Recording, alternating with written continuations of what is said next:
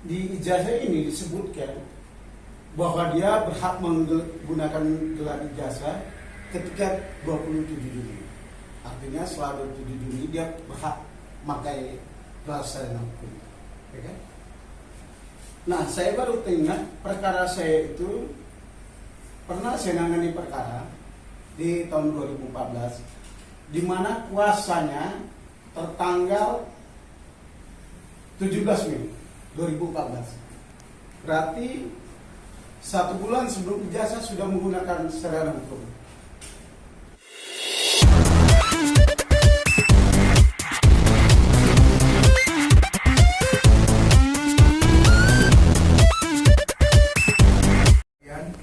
Hari ini kita sengaja mengadakan preskom terkait dengan persoalan hukum atas adanya laporan polisi yang dilakukan oleh rekan saya. Dalam hal ini adalah Dr. Ikhwanuddin Simatupang, SH.M.Hum, bersama saya, dan saya dituntut sebagai koordinator pengacara yang mendampingi laporan polisi sampai dengan upaya kejaksaan sampai dengan pengadilan nantinya. Itu dia yang pertama. Yang kedua, laporan beliau terkait dengan ketika itu, pada masa itu Dr. Ran ikut dalam kuasa dalam persidangan beliau di Mahkamah Konstitusi. Nanti secara teknis, kronologis dan sebagainya akan disampaikan dia langsung. Nah, yang ketiga, apa yang dilaporkan? Yang dilaporkan adalah perbuatan dugaan keras tindak pidana melanggar Undang-Undang Cipta contoh pemalsuan 263 KUHP. Hal inilah yang dilaporkan oleh beliau. Beliau melaporkannya di Polres Jakarta Selatan pada tanggal 1 Agustus 2022. Untuk itu, untuk memahami tentang kronologisnya, langsung Abang Dr. Ikhwanuddin Simatupang, SH.M.Hum yang akan menjelaskan kronologisnya. Terima kasih rekan-rekannya. Pertama, saya baru mengetahui bahwasannya Rasmin Arief Nasution tamat di 27 Juni ya. Baru mengetahui di Jakarta Selatan. Tepatnya di sebuah perumahan melalui download aplikasi di handphone kan. Kemudian saya ketahui dia 27 Juni 2014 sarjana hukumnya. Di ijazah ini disebutkan bahwa dia berhak menggunakan gelar ijazah ketika 27 Juni. Artinya setelah 27 Juni dia berhak memakai gelar sarjana hukum. Ya kan?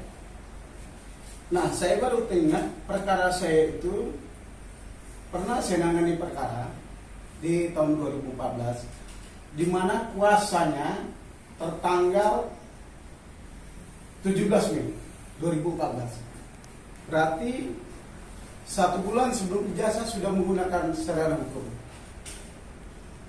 Ini kita bisa download di putusan MK dengan nomor 2102 PHPU. Saya kepingin mengkonfirmasi kebenaran surat kuasa bertanggal 27 Mei bertanggal 17 Mei 2014. Saya konfirmasi. Nah, melalui, saya tidak sebut namanya, nama instansi yang mengeluarkan. Cuma ini saya dapat dari melalui prosedur resmi yang diatur di negara kita tentu. Saya mendapatkan kuasa dengan format kuasa Ibu Sediana. Dia menggunakan gelar sarjana hukum. Terkonfirmasi benar tertanggal 17 Mei 2014. Jadi putusan DPD yang saya sampaikan tadi itu terkonfirmasi dengan surat kuasa. Baik. Yang di permasalahan pertama, dia menggunakan gelar akademik belum pada waktunya. Sehingga menurut saya dia melanggar pasal 69 Undang-Undang Sertifikat karena menggunakan gelar akademik.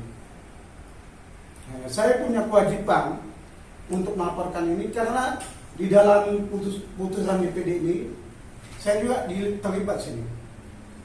Artinya kalau saya tidak melaporkan, ada tanggung jawab hukum dan moral saya, sehingga saya harus melaporkan. Saya gunakan juga dia melanggar pasal 263 karena penggunaan ijazah palsu KUH pidana, memalsukan surat atau membuat surat palsu. Dalam hal ini kita melaporkan tindak pidana memalsukan surat, membuat surat palsu. Ya, itu pasal pertama. Pasal kedua, kita gunakan kan di sini dia mengaku sebagai advokat di DPD ini. Karena berdasarkan surat kuasa usul disebutkan ini advokat.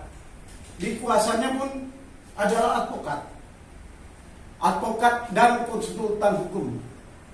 Ya, kalau advokat atau konsultan hukum dia bisa berkilat. Advokat dan konsultan hukum. Sehingga ini mengaku sebagai advokat. Sarjana dia belum lulus. Bagaimana menggunakan profesi advokat? Saya temukan juga bukti bahwa dia menggunakan atribut advokat pada kasus yang sama. Sehingga terkonfirmasi surat kuasa dan putusan DPD, dia mengaku advokat sebelum sarjana hukum. Kalau kita buka undang-undang nomor undang-undang advokat ya, advokat itu adalah seorang yang berprofesi memberi jasa. Jadi pasal 69 undang-undang Sidiknas terpenuhi unsurnya menurut kita ya. Kemudian pasal 3 undang-undang advokat jelas sekali disebutkan syarat menjadi advokat itu ada berijazah sarjana hukum. Itu pasal 3 ayat 1 huruf E.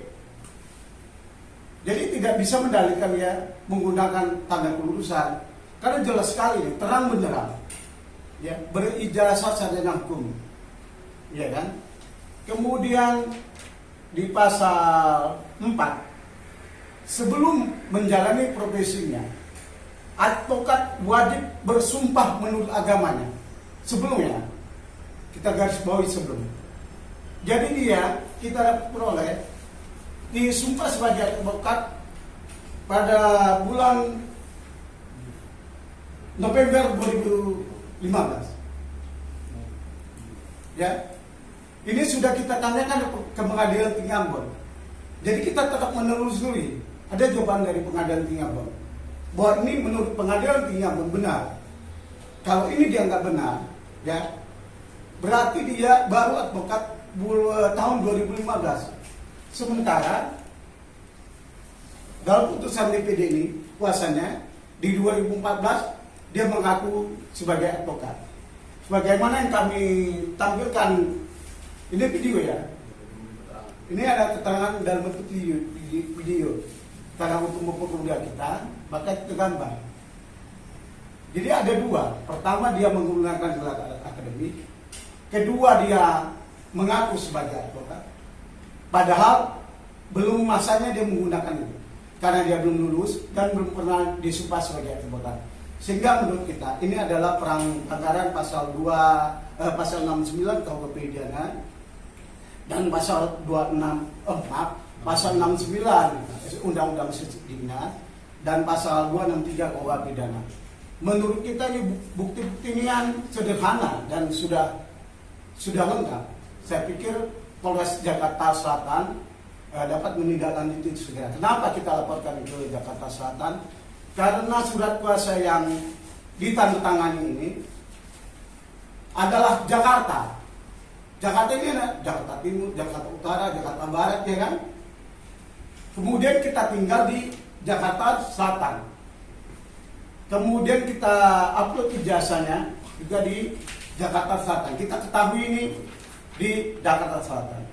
Ya, jadi alasan kita melapor ke Polres Jaksel adalah demikian. Terima kasih.